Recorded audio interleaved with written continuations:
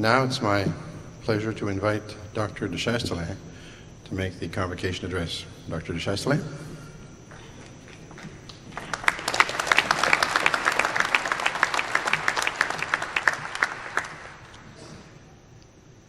Mr. Chancellor, Mr. Chairman of the Board of Governors, Mr. President and Vice Chancellor, honored platform guests, graduating class, families and friends. C'est pour moi aujourd'hui un très grand honneur d'être ici à Concordia avec vous et de recevoir ce doctorat honorifique. Je suis très conscient de l'honneur et je suis très content aussi de participer dans une convocation avec les gradués en sciences et génie. Et je parlerai de ça dans un instant. C'est mon intention de vous donner mon discours en anglais parce que, malgré mon nom, je suis d'origine anglaise et je suis plus à l'aise dans cette langue-là. Mais si vous voulez, je peux répéter toute la situation en français après. Mais étant donné le fait que je suis la dernière chose entre vous et vos diplômes, je crois que je le donnerai en anglais tout simplement. It is, as I say, a pleasure to be amongst engineers and scientists because, in my case, mathematics and science skipped a generation. And while my father was an engineer and my son and son-in-law are engineers, I am not. In fact, this caused me some difficulty when I went to RMC in 1956 because at that college, students in engineering or science all have to take the first 2 years with equal numbers of engineering, science, and arts subjects.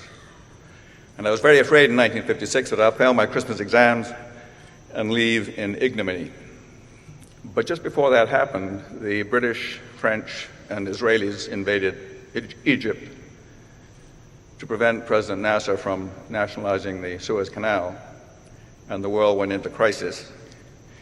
And I thought for a happy moment that perhaps we would be mobilized immediately, as happened in 1942. I wouldn't have to write the exam and I wouldn't fail. For better or worse, that didn't happen, although Canada did send troops to the Sinai, and Lester Pearson got his Nobel Peace Prize. And I wrote the exams, and to my great surprise, I squeaked through, although later on I had to write an exam, supplemental exam, in solid analytical geometry and spherical trigonometry, which I didn't understand at all, but which I also managed to pass before I could get into the safe waters of a degree in history. So I much admire the fact that you here are going to receive degrees that I was never clever enough to get, and I am in awe of your achievements.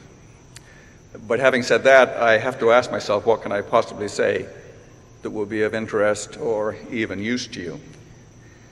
And reflecting back on my many years in the armed forces, and more recently the 16 years I spent on the peace process in Northern Ireland, it occurs to me that one thing that has come up again and again is my ability to make too swift decisions or snap judgments and not to take the time to consider that many issues have many sides to them. When I was commandant at RMC, I was also vice chancellor of that university, so I took part in a lot of convocations. And I also used to go to Queen's University as a privilege to take part in their convocations. And on one of the convocations I attended, I was sitting on the platform like the faculty and staff here today, excuse me, and a young man came up to get a master's degree, and I noticed, because when you're sitting on the platform and students come by, you notice a lot of things, but I noticed that he was wearing a pair of torn jeans and scruffy sneakers under his gown, and it occurred to me that here's a man who had little respect for the occasion, no sense of the moment, and probably doesn't care what people think of him. And I didn't think any more about that. But then when the convocation was over and we were outside and the graduates were greeting their families and taking photographs, I noticed this young man standing alone, and he caught my eye and came over to me and he said, "You are the commandant of RMC?" And I said, "Yes, I was." And he said, "My name is so-and-so, and I just received my master's degree in such and such today. And it's a very important day in my life, and I'm very honored to have done that, particularly after all the work I've done. But my parents live a long way away. They're not well off. They couldn't afford to come here today, so I've got nobody to talk to. I wonder if we could have a conversation." Which we did. And it turned out that he was the most interesting, charismatic, amusing individual. and I felt thoroughly ashamed of the fact that I had made such a snap judgment about him.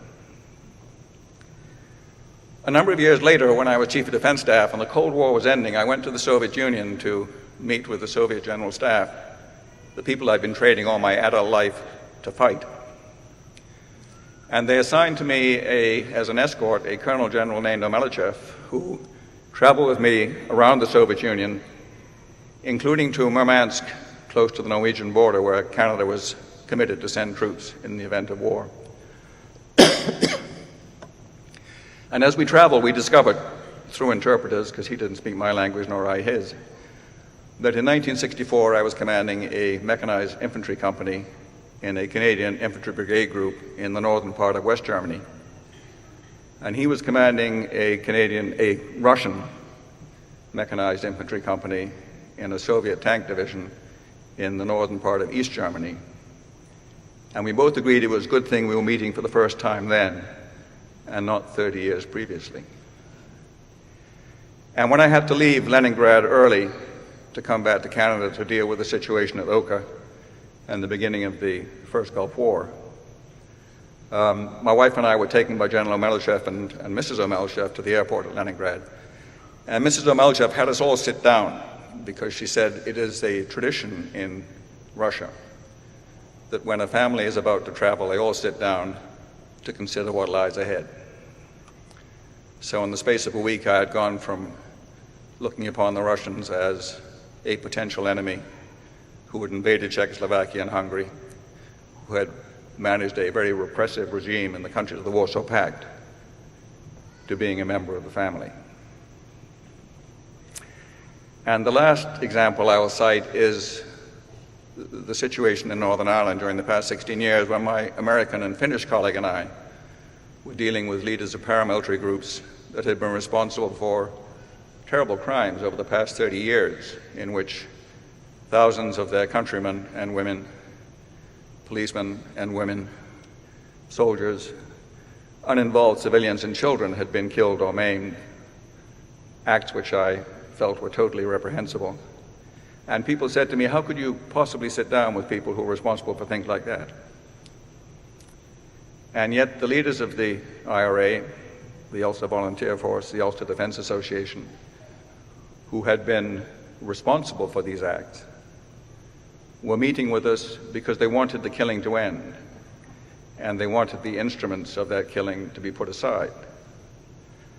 And it was only by sitting down with them over a period of years and engendering enough trust and confidence in each other that we were able to achieve that aim. So the first impressions may not always be exactly right. So why am I telling you this? You're graduating today in a world that has innumerable problems, whether they're ones of environment, economics, medical, disease, famine, the acquisition of nuclear arms by countries with questionable policies. And you may ask yourself, what on earth can I do about that?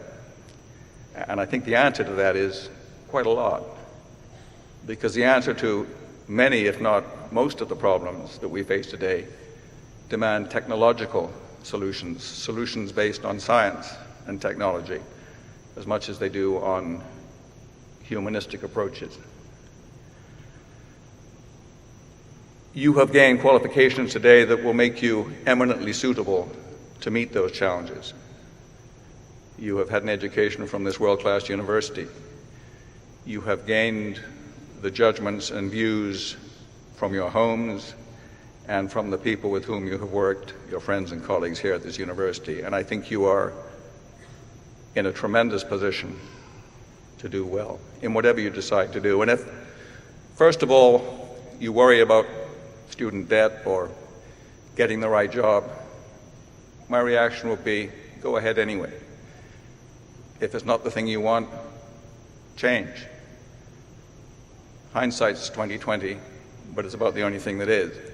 And there's nothing wrong to making a change in your course of program. So I wish you much success in whatever it is that you do. And I congratulate the faculty and staff here and your families on bringing you to this very important day in your life. And if any of you happen to be wearing torn jeans and scruffy shoes under your gowns and wonder what we'll think about you when you come up on this platform, don't worry. We'll be applauding. Thank you very much.